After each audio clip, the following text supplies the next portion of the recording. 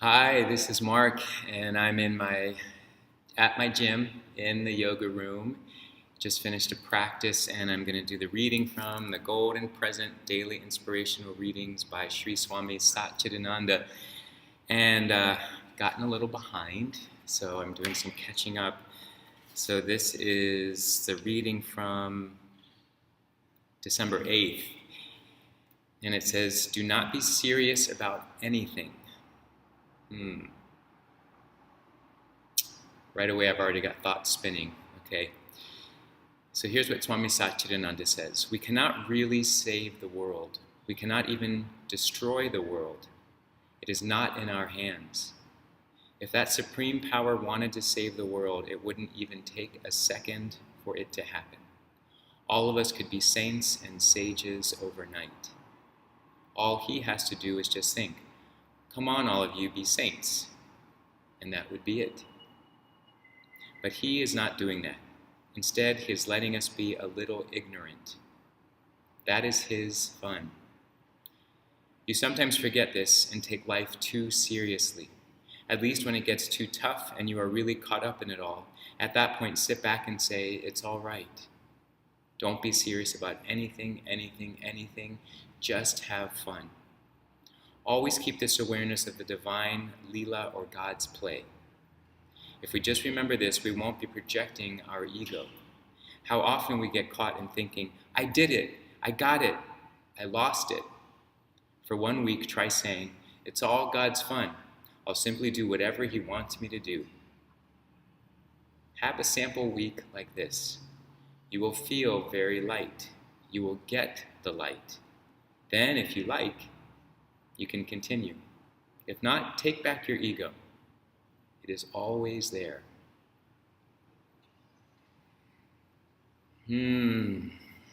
Yeah, well, this is definitely a teaching of Swami Satchidananda, is to really honor and recognize that life is play, and that one of the things that tends to happen with our minds and our egos is that we think that we're the ones creating all of this, and we get really serious about all of it and really serious about trying to figure out how to unravel the mystery of the world so that we can have this happiness that we feel is missing. And what the teachings of yoga offer us is that happiness and that peace are within.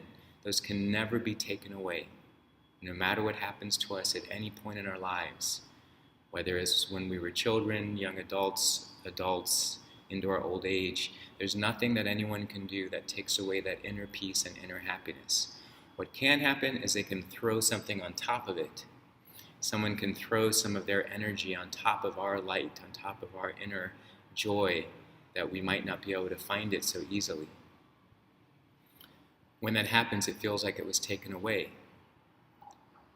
But instead, the game, you could say, or the play, the life play that's happening here, is that it's a journey of learning how to uncover, how to remove that experience or that layering of someone else's negative energy to be able to see our pure light.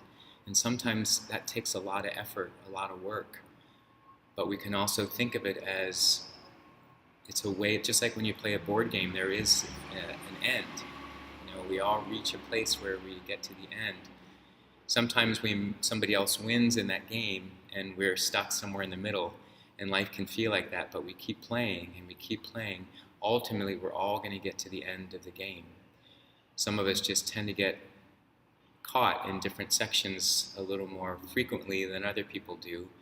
But I feel for myself, who has gone through some of those, it's because of those that I feel like the depth of my experience has gone to richer places. It's almost like the board game drops to a new level of complexity and interest. And if I'm able to work through that and understand that, rather than think, oh man, why does this always happen? Life always does this to me. That creates a running story that then perpetuates a certain cycle. But if I think to myself, oh, this is interesting, it's just dropping me into another understanding of what's possible in this world, of maybe even beginning to understand why things can get so complicated and twisted up in this world because of our egos. we tend to think we're responsible, or we tend to think we're in charge of all of this, and then we're in charge of untangling all of this.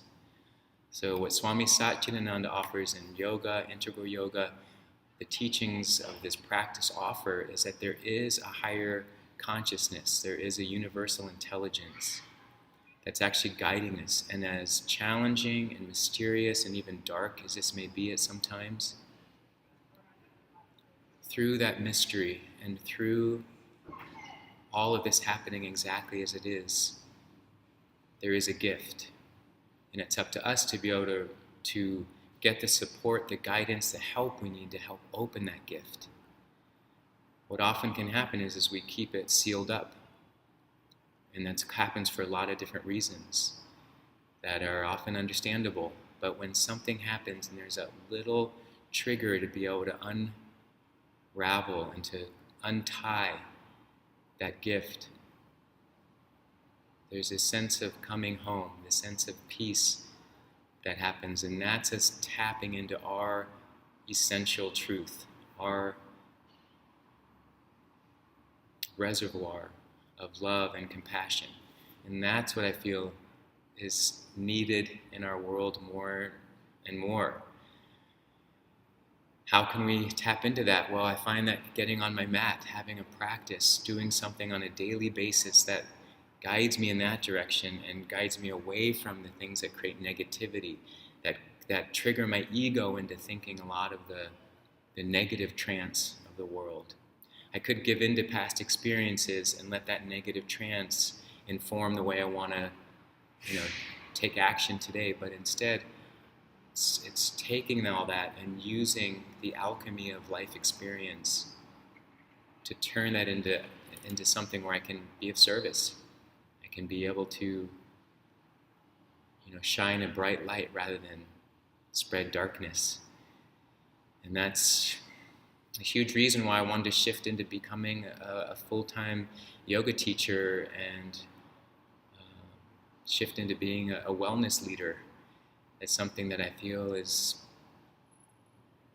helpful, brings balance into this world, brings balance for myself.